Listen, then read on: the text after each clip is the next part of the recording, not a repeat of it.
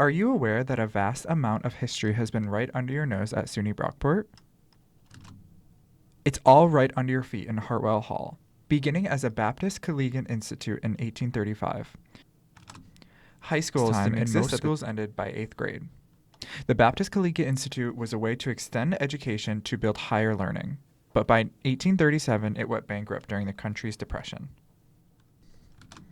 The village of Brockport found higher learning to be a priority, and they worked on finding the funding to reopen the Collegiate Institute by 1841. This time calling it the Brockport Collegiate Institute.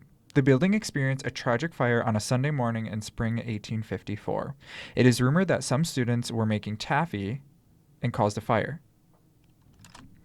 By 2 in the afternoon, the building was a heap of ashes. The building took many years and investments to rebuild. It was close to being shut down.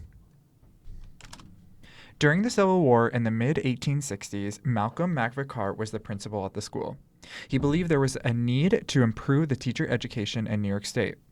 He led a campaign to bring a normal school to Brockport along with other areas of the state. Normal schools started in the 1700s in France to train teachers on the norms of pedagogy and curriculum. These normal schools arrived in the United States in 1839, and by 1867, it arrived in Brockport, New York. Ernest Hartwell started as a principal of the Brockport Normal School in 1936. Ernest Hartwell was a major reason why SUNY Brockport came to be an official college, then later a SUNY school. Ernest was able to obtain federal and secured state funding to remain open. The newly upgraded building features classrooms, administrative offices, an auditorium, a library, a swimming pool, bowling alleys, and a coffee shop where students could eat and listen to jukebox selections between classes. The school went from a 3-year normal school to a 4-year college that awarded degrees. Ernest was a principal who reportedly cared deeply for his students and their education.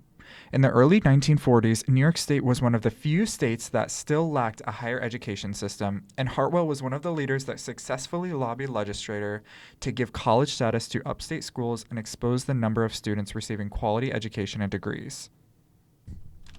By the time the bill was passed, Hartwell had already opened the Teachers College and started a movement. Some called it the Hartwell Revolution.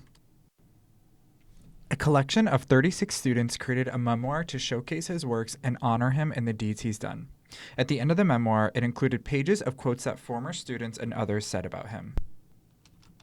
One person said that, "I want you to know how grateful I am for your sincere efforts on my behalf," as well as, "Dear Hartwell, just a thank you doesn't seem to express my sincere appreciation for all the grand and beneficial things you have done for our college and for me. But you have accomplished so many worthwhile projects of which others have dreamed that we know you will fulfill all your ambitions during retirement." His profound impact on the community and its people was clear and did not go unnoticed. Because of Ernest Hartwell's contribution to the move to the college from 1936 to 1944, the college named the building Hartwell Hall after him in the 1960s. A school that started by a group of Baptists in the 1830s has grown to become a state university of New York. And in 2022, it has offered its first doctorate degree in the Department of Nursing and elevated its status to a university.